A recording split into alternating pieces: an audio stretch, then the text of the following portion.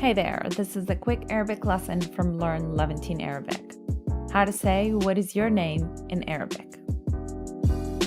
شو اسمك? شو اسمك? We use this one if we're addressing a male. شو اسمك? شو اسمك?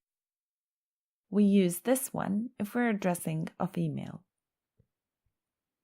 And to answer this question, we say اسمي. اسمي. For instance, اسمي سحر وانت شو اسمك? Thank you so much for watching. I hope you enjoyed this quick Arabic lesson. Please subscribe for more videos. I'll see you next time. Bye bye.